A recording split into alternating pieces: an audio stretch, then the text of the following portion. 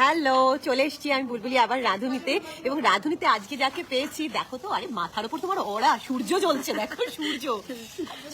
আচ্ছা, এই মানুষটাকে দেখে এরকম মিষ্টি মনে হচ্ছে যে হ্যাঁ খুব রন্ধন পটিয়সী, তাই জন্য রাঁধুনিতে এসছেন, কিন্তু এই বন্ধুটা আমার ভীষণ ট্যালেন্টেড এবং যাকে বলে সোশ্যাল ওয়ার্ক।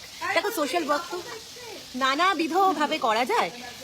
এই পূর্ণিমা কিভাবে যারা মহিলারা ঘরে বসে ছিলেন তাদেরকে কি করে একটা কাজের দরজা খুলে দিয়েছেন, পূর্ণিমার মুখেই শুনবো। পূর্ণিমা বলো। আমি নেটওয়ার্ক মার্কেটিং এর সঙ্গে যুক্ত, তো সেখানে গিয়ে আমাদের তো সমস্ত মেয়েদেরকে, বেসিক্যালি আমার কাছে সব মেয়েদেরকে নিয়ে আমার চলে, তো তাদের কাছে যাই, তাদের কাছে গল্প শুনি, নানান জনের নানান রকম নানান প্রবলেম তারা ফেস করে। তো তারপর গিয়ে দেখি তাদের হাতে খুব সুন্দর, কেউ বা খুব সুন্দর সাজাতে পারে, চুল বাঁধতে পারে, আবার কেউ খুব হাতে সুন্দর ক্লে দিয়ে জিনিস বানাচ্ছে, হার বানাচ্ছে। তখন আমি বললাম যে তারা সব তো আমার বন্ধু, আমারই বয়সী, তখন বললাম তাহলে আমরা একসঙ্গে সবাই মিলে, বা কেউ খাবার বানাতে পারে খুব সুন্দর, তো তখন আমরা বললাম তাহলে আমরা একটা এক্সিবিশনের এরকম করি যেখানে আমরা সব মানুষের কাছে সব জিনিস তুলে ধরতে পারবো। আর তার সাথে তখন আমাদের ইচ্ছে হলো যে অনেক, যেহেতু আমার মেয়ে সাইকোলজি পড়ে, সেটা তো আমি পরে আসছি, কিন্তু এই যে মেনলি তোমার পূর্ণিমা যেটা ছিল যে তুমি মানে নিজেও একটা সময় হাউসওয়াইফ ছিলে, সেখান থেকে ধরো হাজবেন্ডের বিজনেস দেখতে দেখতে তুমি একটা বিজনেসের দরজা তুমি খুলে ফেলেছো। এবং অনেক মহিলারা আছে যেটাও বলছিল যে অনেকের মধ্যে হিডেন ট্যালেন্ট রয়েছে, এবং হিডেন ট্যালেন্ট থাকলে তারা কিন্তু জানে না যে কোথায় করতে হবে, বা আমি নিজে কি পারি সেটাও কিন্তু জানি না। যখন হয়তো দেখালো, আমি গেছি গল্প করতে করতে, বললো দিদি দেখো কি সুন্দর আমি শাড়িতে এটা করেছি বা একটা রুমালে, তো আমি বললাম বাহ বেশ তো ভালো পারো, তাহলে তোমরা নেটওয়ার্ক মার্কেটিং এর সাথে এইভাবে তোমরা মেলা এক্সিবিশনে সব জায়গায় যাচ্ছ। হ্যাঁ, এই নিয়ে 3খানা মেলা আমরা করেছি। শুধু কিন্তু মহিলাদের নয়, মহিলাদের স্বনির্ভর করে তোলাই নয়, আরো একটা দারুণ জিনিসও করেছে, যে কারণে পূর্ণিমাকে নিয়ে আমার আজকের এই লাইভ করার তো একটা রিজন থাকতে হবে। যারা স্পেশালি এবল্ড, যারা চোখে দেখতে পান না, যাদের কোনো রকম শারীরিক প্রতিবন্ধকতা রয়েছে, পূর্ণিমা কিন্তু বিভিন্ন বাড়িতে যখন ঘুরতে ঘুরতে দেখেছে যে যারা শারীরিকভাবে প্রতিবন্ধী রয়েছেন, যারা চোখে দেখতে পান না বা সেইভাবে কানে শুনতে পারেন না, বা সবাই হয়তো কথা বলতে পারেন না, স্পেশালি এবল্ড রয়েছে, যাদের একটু অন্য কোনো সমস্যা রয়েছে, তাদেরও পূর্ণিমা একটা নতুন দরজা খুলে দিয়েছে। কারণ আমরা অনেক সময় দেখেছি পূর্ণিমা নিজে যখন ঘুরেছে যে যাদের মধ্যে একটা কোনো জিনিস সাধারণ মানুষের থেকে কম থাকে না, ভগবান তাদের একটা বিশেষ ট্যালেন্ট, বিশেষ গুণ দিয়ে পাঠায়, এবং সেই গুণটাকে চিনে নেওয়াটাও কিন্তু মানবিকতার একটা ধর্ম। এবং পূর্ণিমা এইভাবে তুমি অনেক মহিলাদের, যারা অনেক মানে নারী পুরুষ নির্বিশেষে অনেকে, যারা সেটা যদি একটু বলো যে যারা ব্লাইন্ড, যেটা তুমি বলছিলে ব্লাইন্ড, তারা কিন্তু তাদের হাতের জিনিস তারা বানাতে পারে, তাদের একটু হেল্প হয়তো করে দিচ্ছে, তারা নিজে ব্যাগ তৈরি করছে, কেউ বা ধূপ তৈরি করছে, আবার কেউ ডাউন সিনড্রোম বলে, তারা সহজে রেগে যায় না, কিন্তু দেখা যায় তাদেরও হাতের আঁকা খুব সুন্দর, তারাও কিন্তু এই হার দুল এরকমও বানাচ্ছে। এই ধরনের স্পেশাল যারা চাই তাদের কিন্তু কিছু না কিছু ট্যালেন্ট এগুলো থাকে, মানে নয় আঁকছে খুব সুন্দর, বা কেউ নাচ করতে পারে খুব ভালো।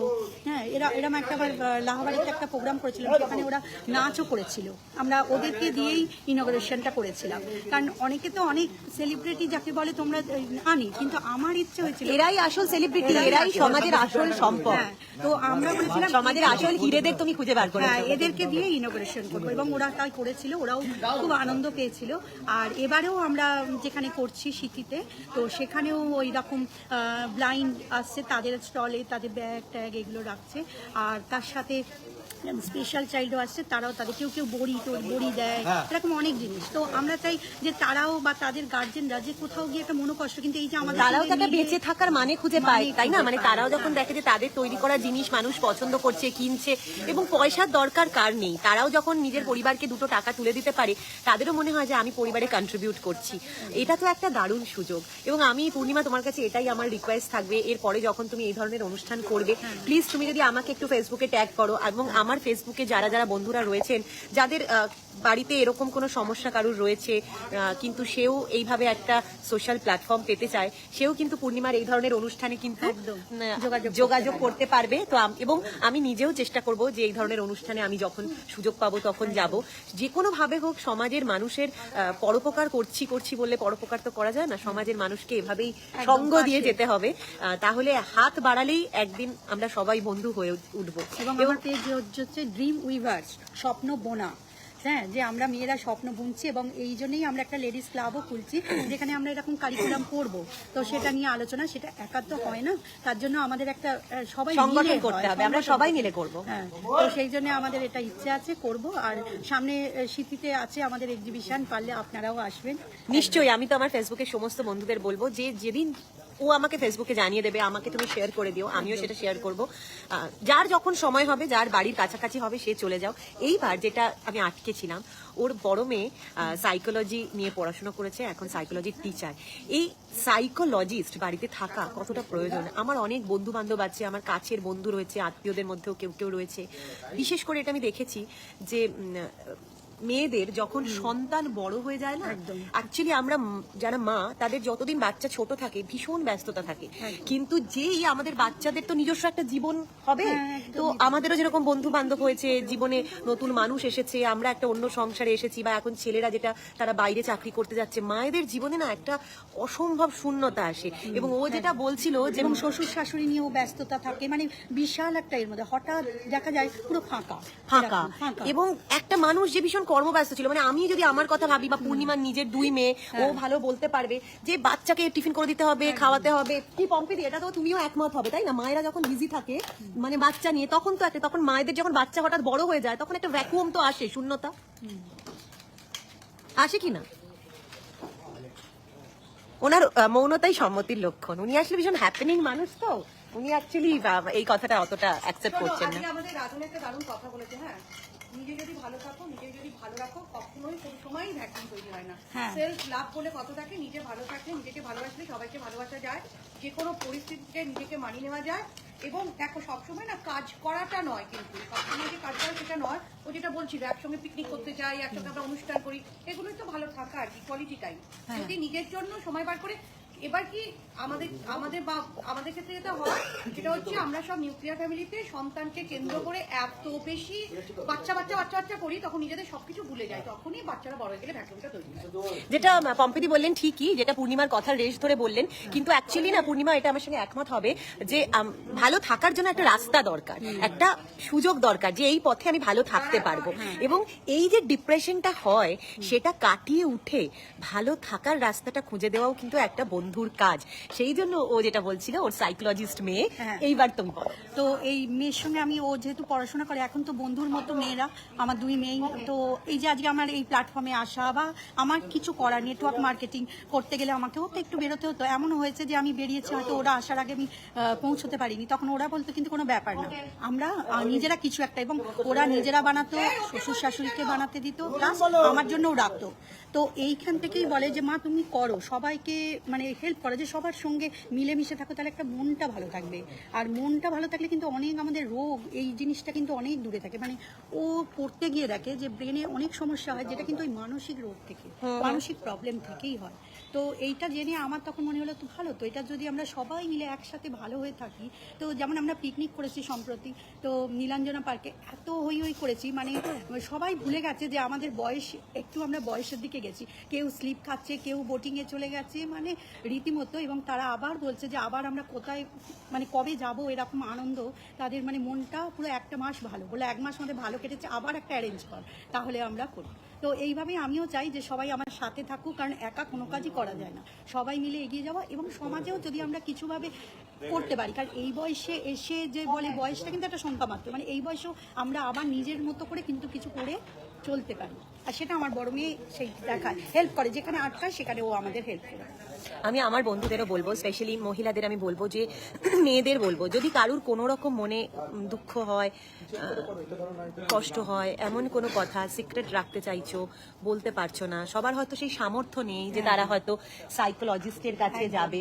এবং এখন তো বন্ধুত্ব করা একটা খুব বিপজ্জনক ব্যাপার, যাকে বিশ্বাস করে মনের কথা বলবে সেই কিন্তু সবার আগে ডিসক্লোজ হয়ে যায়, যেটা কিন্তু একদমই উচিত না। সে তো তোমাকে বিশ্বাস করে বলেছে, কিন্তু দেখা যায় বিশ্বাস করে বলার পরেও সেটা হয়, সেই জায়গাটা আমি কিন্তু সেটা অনেক সেটা আমি সেইখানে আমি শুনলাম, ব্যাস সেখানেই সেটা হজম হলো। তাহলে তার মনটা কিছুটা খালি হলো, সে একটু ভালো থাকতে পারলো, সেটাই। আর এই যে এইরকমভাবেই আমার পথ চলছি। গত বছর জুন মাস থেকে আমরা চলতে শুরু করেছি। তো এখন এইভাবেই আমাদের পথ চলা, এবং অনেকে এসে আমাকে বলে যে আমরাও আসবো, তুমি এরকম কোনো প্রোগ্রাম করো, অ্যারেঞ্জ করো। তো এটা চলছে, এইভাবেই আমরা এগোচ্ছি। এবং খুব ভালো লাগলো, আমি যেটা বলছিলাম যে যদি মনে হয় যে সাইকোলজিস্টের কাছে যেতে পারছো না, আমার যেমন আছে যে আমার এক ছেলের বন্ধুর মা, সে আমার সঙ্গে ফেসবুকে আছে, আমি তার নামটা বলছি না, সে হয়তো প্রথাগত পড়াশোনা করেনি, কিন্তু তার মধ্যে একটা অদ্ভুত ক্ষমতা আছে, সে মানুষকে কিন্তু অদ্ভুতভাবে কাউন্সেলিং করতে পারে। এবং আমি নিজেও চেষ্টা করি, যদি কারুর কোনো রকম প্রয়োজন হয় যে মানসিক এমন কোনো যন্ত্রণা হচ্ছে বা কি করবে রাস্তা খুঁজে পাচ্ছ না, তাহলে আমাকেও তোমরা মেসেঞ্জারে বলতে পারো। এবং ওর এই গ্রুপ, সেই গ্রুপেও কিন্তু তোমরা নিজেদেরকে এনরোল করতে পারো, এবং বুঝতেই পারছো যে এটা কিন্তু তোমার জীবনে একটা নতুন দিগন্ত খুলে দেবে ভালো থাকার। আমার তো মনে হয় জিনিসও করে সাইকোলজির সাথে সাথে ও গ্রাফোলজি শেখে, এবং গ্রাফোলজিস্ট এখন থেরাপিটা কমপ্লিট করছে, আর কিছু মাস পরেই হবে। এই গ্রাফোলজিস্টটা কি? সেটা হচ্ছে হাতের লেখা। অনেক দেখা যায় কোনো বাচ্চার চঞ্চল আছে বা কোনো রকম, কিন্তু কোনো মেডিসিন না, এটা কিন্তু শুধুমাত্র হাতের লেখা দিয়ে চেঞ্জ করা যায়। এবং এটা আমি অদ্ভুতভাবে দেখেছি, ও যখন এরকম দেয় এবং তাতে কিন্তু চেঞ্জ এসছে, পার্সোনালিটিও চেঞ্জ হয়, সেটা কিন্তু শুধু হাতের লেখা দিয়ে। এইটা মানে বিদেশেও হয়, এখন আমাদের এখানেও হচ্ছে। তো ওটা ও তখন ইন্টারেস্ট হয়ে ওটা ও শিখেছে, বেসিক অ্যাডভান্স থাকে, এরপরে থেরাপিটাও কমপ্লিট করে ও এই সাইকোলজির সঙ্গে সঙ্গে এটা, এবং কার ভেতরে কি প্রবলেম থাকছে ওই হাতের লেখার মারফতই ও ওটা বুঝতে পারবে, তখন তাকে সেইভাবে থেরাপি দেবে এবং সেটা কিওর হয়। এই গ্রাফোলজির একটা খুব মানে দেশি টেকনিক একদিন আমার এক বন্ধু আমাকে শিখিয়েছিল। আমি চেষ্টা করব আমার পরবর্তী একটা কোনো লাইভে বা আমি আনবো সুজাতা টোডিকে। সুজাতা আমাকে বলেছিল যে কিভাবে, এই যে ও বললো না গ্রাফোলজি, এটা তো সায়েন্টিফিক, কিন্তু ও পড়াশোনা করেছে, কিন্তু এটার কিন্তু একটা দেশি টেকনিকও রয়েছে, যে কিভাবে লিখে তোমার মনের যে যন্ত্রণা, সেই যন্ত্রণা তুমি ধীরে ধীরে প্রশমন করতে পারো। বা কোনো একটা পার্টিকুলার বিষয় আজকাল নানান রকম হতে পারে, মানে সন্তান তোমার কথা শুনছে না, বাবা মাকে তুমি কনভিন্স করতে পারছো না, শ্বশুর বাড়িতে তুমি খাপ খাওয়াতে পারছো না, কাজের জায়গায় তুমি অ্যাডজাস্ট করতে পারছো না, স্বামী তোমাকে চিট করছে, বয়ফ্রেন্ড তোমাকে বিচ করছে, নানান রকম সমস্যা হয়। সেই সব সমস্যায় কিভাবে তুমি নিজেকে, কি পদ্ধতিতে লিখে তুমি নিজের যন্ত্রণাটাকে আস্তে আস্তে উইদিন 1 মান্থ কন্ট্রোল করতে পারবে, তোমাকে এই পদ্ধতিটা আমি শিখিয়ে দেবো। তবে এটা আমি ভালো করে জানি না, যেরকম ওর মেয়ে গ্রাফোলজিস্ট এবং ওর মেয়ে ভালো পারে, আমার বন্ধু সুজাতা টোডি ও এটা খুব ভালো পারে, আমি ওকে বলবো যে ও বলবে, এবং তাহলে তোমাদের অনেকের অনেক উপকার হবে। তবে আমি যেটা বলবো, আজকে আমি যাকে পেয়েছি, পূর্ণিমা শীল, পূর্ণিমা তোমার এই গ্রুপের কি নাম হওয়া উচিত ছিল জানো? আয় তবে সহচরী, হাতে হাতে ধরি ধরি, নাচিব ঘিরি ঘিরি, গাহিব গান। Thank you. এখন আমরা নামটা ড্রিম উইভার্স পেজ, ঠিক কথাই, কিন্তু নামটা আমাদের সেদিনই নামকরণ হবে, যেদিন ইনঅগারেশন হবে সেদিন আমরা ভেবেছি সবাই মিলে এক জায়গায় বসে আমরা নামটা ঠিক করবো। তাই এখনো নাম আমাদের কিন্তু মানে ঠিক হয়নি, তবে এই সহচরী নামটা কিন্তু আরও একজন আমার এক বন্ধু বলেছে, তো মাথায় রইল, সেখানে সেদিন আমি বলবো যে কে কে কী নামে হবে, ভোট হবে, যে বলবে যে নামটা সেটাই ঠিক হবে। আমি তো সহচরীর পক্ষেই ভোট দেবো। আর মুনমুন, তুমি এই অনুষ্ঠানটা দেখছো, তুমি বলছো আমাকে, আমার খুব ক্লোজ ফ্রেন্ড মুনমুন ধরলে, ও বলছে আমি হাউস ওয়াইফ কমপ্লিটলি হয়ে গেছি, ছেলে স্টাডি নিয়ে খুব ব্যস্ত, বাট একদিন আমার এই কাজ থাকবে না, এখন থেকে আমার ভাবলে খারাপ লাগবে। মুনমুন, সেই দিনের জন্য তুমি দারুণ কাজ করো, তুমি কিন্তু ফেসবুকে ভীষণ অ্যাক্টিভ, ইউটিউবে অ্যাক্টিভ, তোমার সোশ্যাল মিডিয়া পেজ রয়েছে, তুমি দারুণ রান্না করো, আমি দেখেছি সুন্দর সুন্দর ব্রেকফাস্ট করে দাও। সেদিন তুমি তো এখন দিল্লিতে আছো, আমার মনে হয় তুমি সেদিন কিন্তু তুমি দিল্লিতে যেটা ডাব্বা সার্ভিস চলে সকালবেলা ব্রেকফাস্ট, এখন তো বিভিন্ন রকম মানে সুইগি রয়েছে, জোম্যাটো রয়েছে, সবকিছু রয়েছে, সেখানে খাবার দিয়ে দেবে, তোমার বাড়িতে চলে যাব, খাবারের সন্ধানে ব্রেকফাস্ট তুলবে, আমি খাবো বসে বসে, তোমার কোনো চিন্তা নেই। ও বললো না, প্রত্যেকের মধ্যে কোনো না কোনো গুণ আছে, কোনো না কোনো গুণ আছে। ব্রততী দেখছে, ব্রততী বা আমার অনুষ্ঠান দেখছে, ব্রততী একজন খুব নাম্বার লয়ার, ক্ল্যাটেও দারুণ দারুণ রেজাল্ট করেছিল, সেই বাবা খুব করা লয়ার, কিন্তু এখন দারুণ সিঙ্গার ব্রততী, কিন্তু ব্রততীও কিন্তু এখন বিভিন্ন রকম, ওর শরীর খারাপ থাকে সবকিছু নিয়ে। ও বললো না, এইখানে কিন্তু আমি পূর্ণিমাকে অ্যাকনলেজ করব, ওর মেয়ে একদম ঠিক বলেছে। আমার যখন নার্ভের একটা প্রবলেম হয়েছিল, ডক্টর বলেছিল যে আমার কোনো একটা হিডেন ডিপ্রেশন রয়েছে, সেটার জন্য আমার নার্ভটা এত বেশি এফেক্ট করছে। আমার মায়ের ভার্টিগো হয়েছিল, এবং মায়ের ভার্টিগোর সময় ডাক্তার বলেছিল আপনি কি কিছু খুব চিন্তা করেন, আপনি কি খুব মনে মনে কথা বলেন, বিড়বিড় করেন, তার জন্য বোধহয় আপনার ভার্টিগোটা বারবার হিট করছে। এবং আমি দেখেছি যে যখন মনটা খুব অশান্ত থাকে না, তখন কোনোভাবেই ওটা কন্ট্রোল করা যায় না, কিন্তু মনটাকে সবার আগে বসে আনতে হবে। আমার সায়াটিকার পেন ছিল, নার্ভের পায়ে সায়াটিকার পেন, সেগুলো কিন্তু মন খুশি খুশি করেই করে ফেলেছি। আর কি বলবো, আমি I am so thankful to রাঁধুনি, টিম রাঁধুনি, আকাশ আট, প্রিয়াঙ্কা সুরানা বার্দিয়া, শ্রীচেতা ঘোষ এবং পম্পি মুখার্জির কাছে যে আমাকে এই অনুষ্ঠানে অ্যাঙ্কারিং এর সুযোগ করে দেওয়া হয়েছে। রাঁধুনি আমার কাছে শুধুমাত্র একটা রান্না শেখানোর জায়গা নয়, it's not a cookery show to me anymore, এটা একটা প্ল্যাটফর্ম। এবং প্রত্যেক দিন এই যে রাঁধুনি, তারা কিন্তু আমার জীবন সাজিয়ে তোলেন, আমার ধ্যান ধারণা চিন্তা ভাবনা আরো উন্নত করে তোলেন। আমি প্রত্যেক দিন এখানে এলে নতুন অক্সিজেন নিয়ে বাড়ি যাই, ঋদ্ধ হই। Thank you so much. আবার ফিরবো আজকে অন্য একটা লাইফ নিয়ে।